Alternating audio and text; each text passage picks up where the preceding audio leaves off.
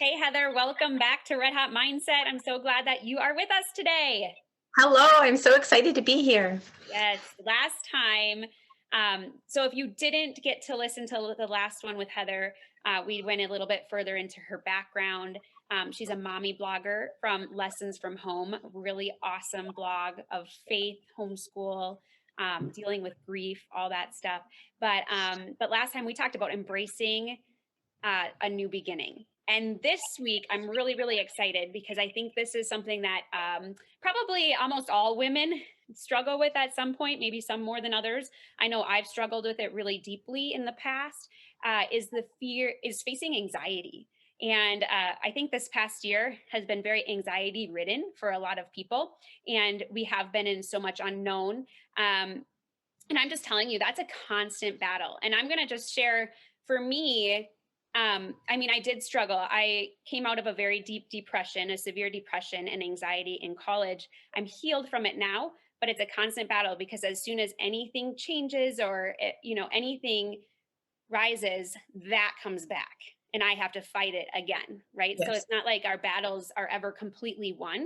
We know we have victory over them, but they will come back to try and haunt us. And we have to make sure that we know how to fight them.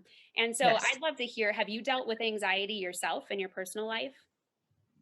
I have dealt with anxiety. And again, this is a result from losing my Rebecca. She was 8 years old when she was killed in an accident. And I had never had a panic attack before. And it was a couple of days after. And all of a sudden, I couldn't breathe. And I walked outside and I was just trying to get like air into my lungs, and I felt shaky and hot and like, like you would picture like red.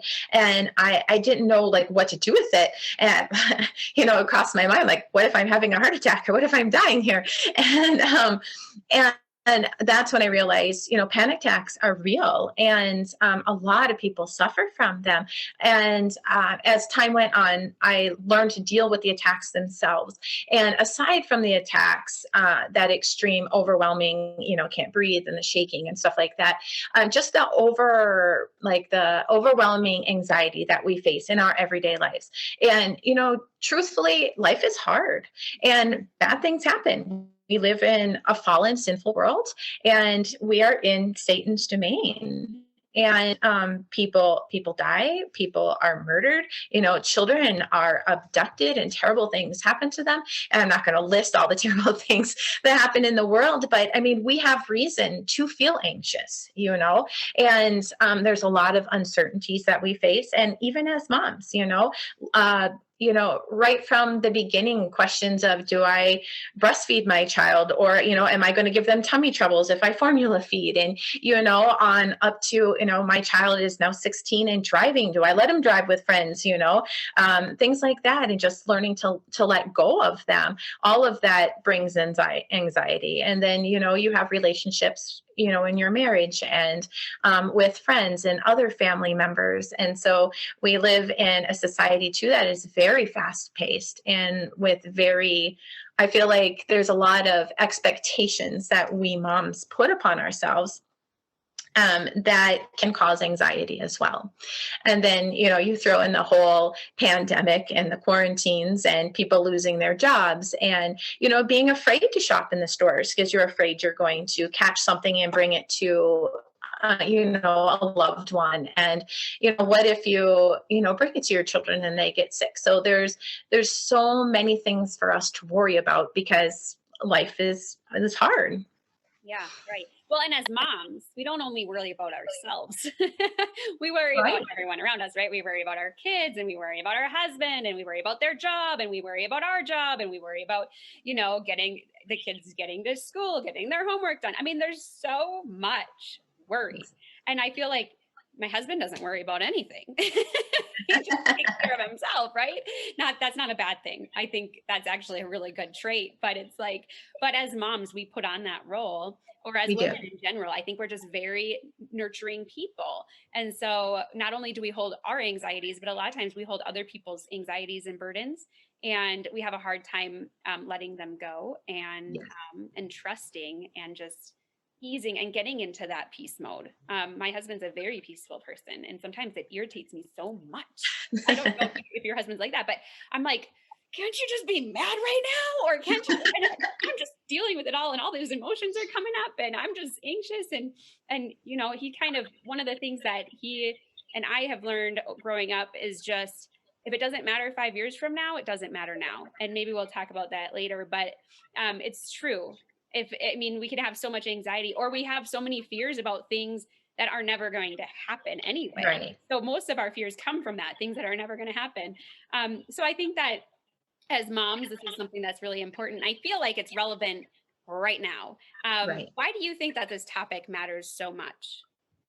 Well, I feel right now in the situation that we're in, there's a lot of uncertainties. And in 2020, things changed very quickly for everyone. And I think about, the public school kids, and, one day they're in school and the next day they're quarantined. And us as moms, we were like, I know everyone jokes about the whole toilet paper rush, but those things were real. If people are hoarding toilet paper now, are they going to be hoarding the food that I need to feed my family tomorrow? So all of those changes and all of the unexpected came very quickly, and I think that we were all like surprised and thrown off course. And whenever you're thrown off course, you start to worry. You worry about your family, you worry about yourself, you worry about your husband. And I was thinking before when you were talking, we take on the responsibility of other people's happiness as well. At least I know I do with my family. If my child is unhappy, then I'm responsible for making them happy. And I don't think that's necessarily right, but we do that. And so we become stressed out and anxious because other people in the family are stressed out and anxious or unhappy, and we want to fix everything. And I think that's just part of our role as moms, trying to keep our family running smoothly, that we take on all of that negative, and sometimes we internalize it and we don't really let it go. Yeah, you're right. And that's what we're focusing on today. We're focusing on figuring out how to let this anxiety go and how to add peace back into our lives, and really slow it down and just embrace today. Um, Yes. so we have 3 tips Heather has for us. So listen in. If you're driving, just really tune in. If you're not driving, you might want to get a notepad and write some of this down, because these are going to be spitfire, um, kind of quick tips that you can use to implement peace in your life. So, when it comes to controlling anxiety, what is your first tip you have for us, Heather? My first tip is tuning out the world. And I don't mean to go off in some cabin up in Alaska away from all civilization, though that might be a good idea. I mean, just take a break. And we are in a society where there's social media, there's the news. We have, back in the day, they had newspapers. That was it. Now we have TV, we have cell phones, we have the internet, we have people calling us and texting us all of the time. We sometimes need to step away from that. And I don't mean permanently, I don't mean everything even, but if one of those things tends to make your anxiety worse, or you feel might be toxic for you, then just take a break from it. And sometimes it could be just for an afternoon. I just need to get away. I need some quiet. I need to think. I need to pray. Do that. Or if it's for an extended period of time, perhaps you have family members who are very negative and they're feeding you information that is causing you more anxiety, whether it be, the news or just family drama. Just let it go. Leave it alone. Just say, I'm taking a break, or say nothing, and just take your break and tune out the world and then tune into God.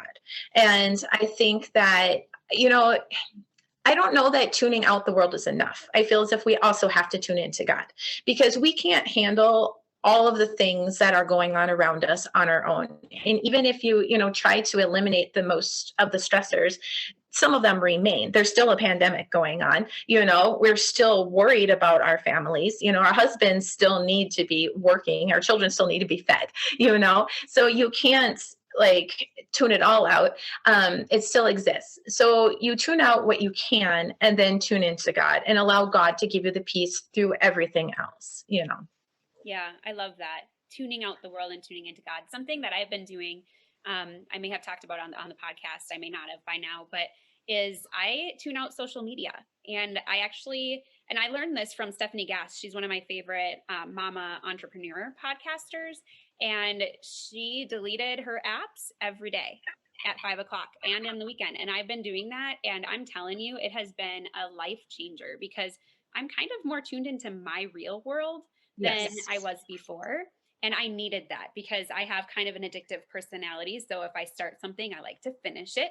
And so I am one who will get on the scroll and be on it too long. But I've noticed that when I've been intentional with that, that now I don't really scroll at all. Even if I keep it on my phone, I kind of like forget about it. And it's great because I think that is, I mean, we need to tune out the world. And I think social media a lot of times has been negative in this past year. So I don't want my mind filled with all of that. And it's really hard to tune into God when you're filling yourself with all this junk. So, yeah. Exactly. It's hard to hear God's voice when your head is full of everything else. Exactly. And I feel like all of that input will then swirl around in your head. And, then what do you do with it? You're thinking about what other people are saying, or you're thinking about what you should have said in reply. Or you're thinking about, the fear caused by a news broadcast or whatever, so sometimes you just need to cancel it all out and allow yourself that period of peace. Yeah, I love it. So if you need to do that, that's one of the tips. So leaning into God, that's a must. Tuning the world out. What's our next step? The next step would be remaining joyful. And I think that people confuse joy and happiness. And happiness is a feeling, but joy is a state of being.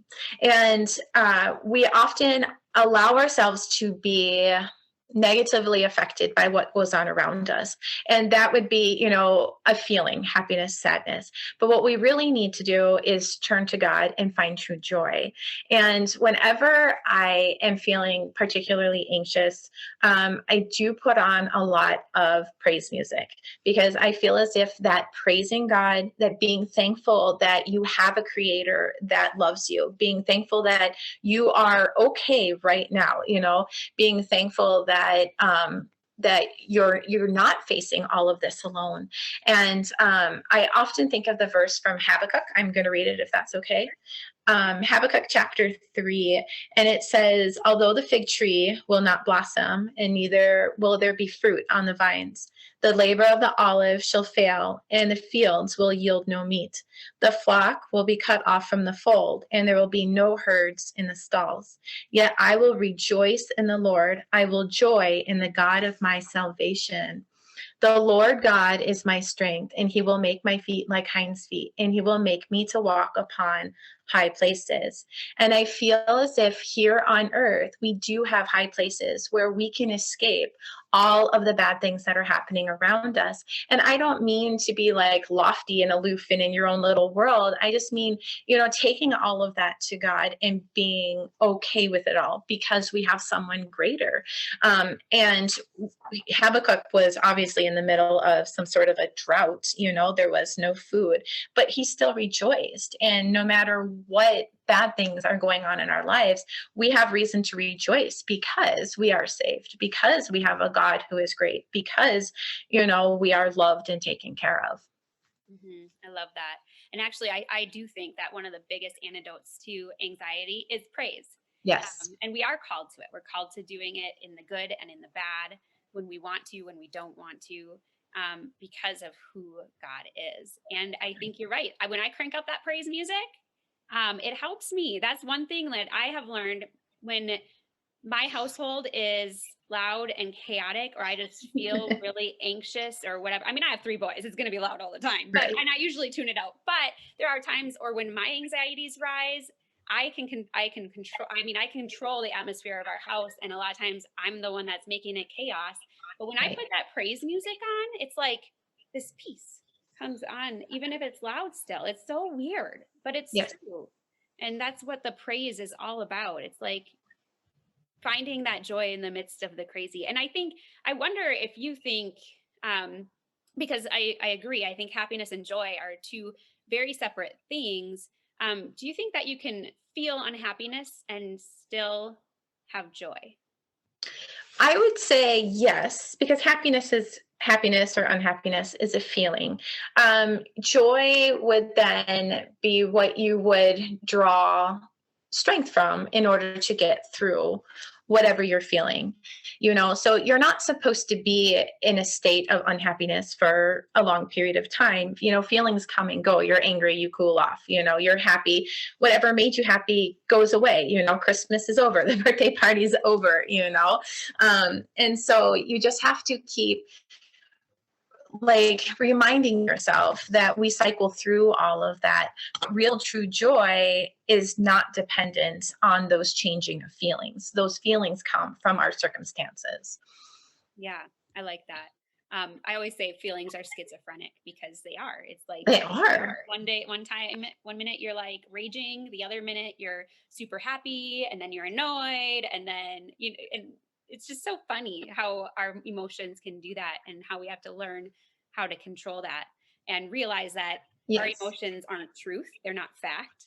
Um, they are wavering, so we have to go with the right. constant and really understand. And I think joy is the constant. That's what God Exactly. does, right? And so I love that. So, what's your final tip for us as we face anxiety? What should we do? Focus on the now. And this is hard for all of us because we're always planning ahead. We're thinking about, what could happen. What if?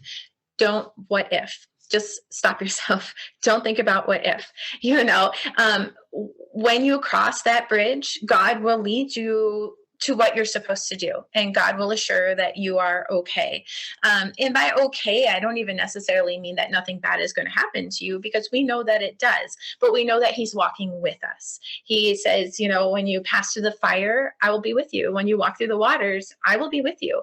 And so think about the now, right now. When your anxiety starts to build, what I often do is I'll take one of my kids, usually my youngest, and I will hug him super tight. And I just remind myself that right here, right now, everything is fine. We are all together. We are all loved. God is taking care of us. That's all we need. And I think anxiety tends to build when we start to think about the unknown. Well, this could happen. And so you become anxious over something that might not have even happened yet, because you're anticipating it. And I think the pandemic really brought that in, because we anticipate all the time people getting sick, our loved ones possibly dying, from this terrible virus. And so, and then those reminders are everywhere. You walk into the store and everyone's masked, and, the mandates from the governors and this and that. And so we are in this constant state of fear that something terrible is going to happen to us or our family. But it had, for some of us, it hasn't happened right now. And some of us have gotten sick and you've been fine. And then sadly, a lot of people have died from it, but God is there helping you through that. God will strengthen you and He will bring you peace during those periods of grief. Yeah, I love it. The focusing on the now is so important. And I'm a very visionary person. Heather, you know that. Yes. I'm always thinking about the next big thing. But at the same time, I learned how to focus on the now with a huge busy schedule when I was in the role, like 500 million different roles and jobs. And I'm not kidding when I say 500 million, it was crazy. I don't know what I did or why I did it. But one thing I did get good at is on Sundays, I wrote out my whole week, and I wrote it all out, every single little thing. And I'm telling you, every space was filled. So if I looked at that whole week, I had so much anxiety. It was like, oh my gosh, how am I going to get all this stuff done? But then I learned to focus in on the day. Right. I can do anything for a day, right? And I can get through this day and then I'll go to the next. So I always planned it all out. And obviously that stuff changes, but at least I had that big plan, but then focusing in on the day. And it's like focusing on here and now. So we can Right. worry so much about what's going to happen, like you said, that, a lot of things we think about aren't even going to happen. And, but instead we should focus in on today, because God, I mean, He's even said in His word that if He feeds the birds of the air and He clothes the lilies and all these things, how much more does He love us? Right? Right. He is our provider. And we need to lean into that and trust that and just stay in the day and He will direct our steps. Right. And when you were talking about your schedule, it made me think of that quote by Elizabeth Elliot, do the next thing. Mm, When you think about everything that you have to do, just do the next thing, feed your child, or, get your schoolwork done, or, have your meeting or whatever. But just when we focus on just the next thing, the here and now, then the rest of it will fall into place, and you'll cross those bridges when you get there. I love that. Oh, I love this today. I am feeling peaceful. Are you feeling peaceful? Yes. Good. So Heather and I talked about facing anxiety, and the first step that she shared with us was tuning out the world and tuning into God. The second one was remaining joyful and understanding the difference between joyfulness and happiness, and that joy is a constant. And number 3 is to focus on the now. Don't focus on plan for the future, yes. Just don't focus and dwell there. We're focusing on now, right where we are, being present, being intentional right where we are. And I think those are 3 awesome tips for today. I hope you all enjoyed it. Heather, thank you so much for joining me. I am so excited to have you on this show, sharing all of your wisdom. Thank you so much.